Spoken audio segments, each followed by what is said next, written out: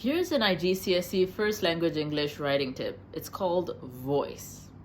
Now, this is very important for your paper 1 question 3 extended response. There's a big essay you have to write there.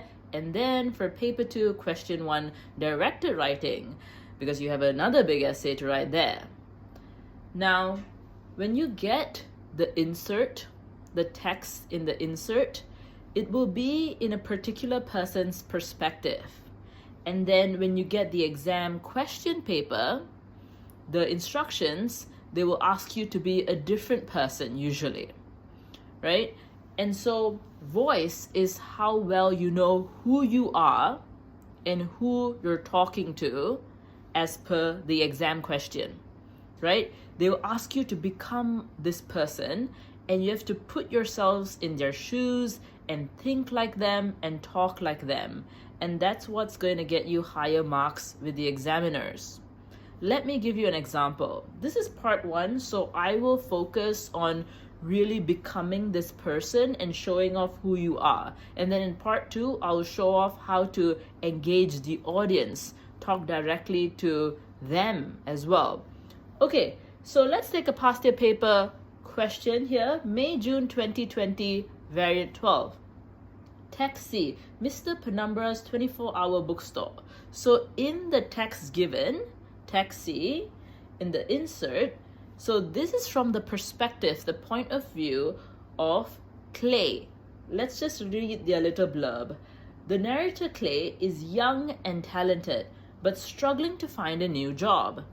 After months of searching, including walking the streets each day looking for advertisements in shop windows, he finds just one job to apply for. So in this extract, this couple of paragraphs, we follow Clay as he walks into Mr. Penumbra's bookstore. So Mr. Penumbra is the owner of the bookstore, so he sees him with all his books, and he gets asked questions, and eventually he gets hired, right?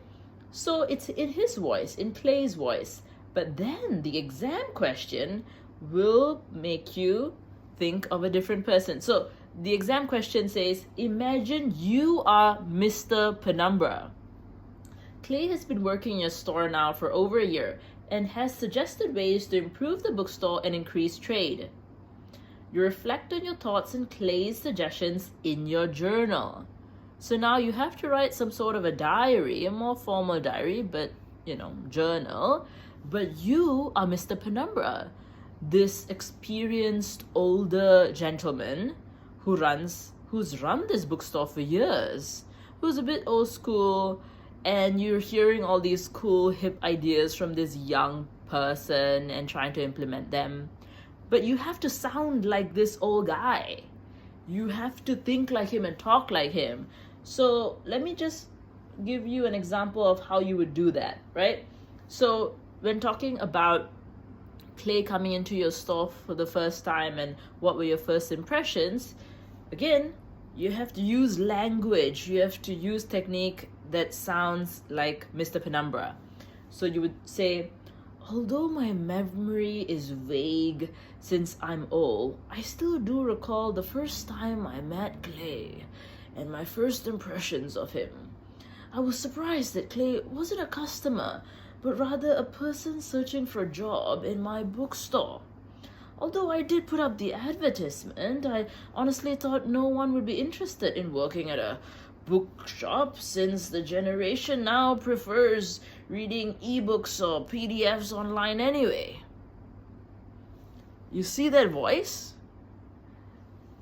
This matters for your exam.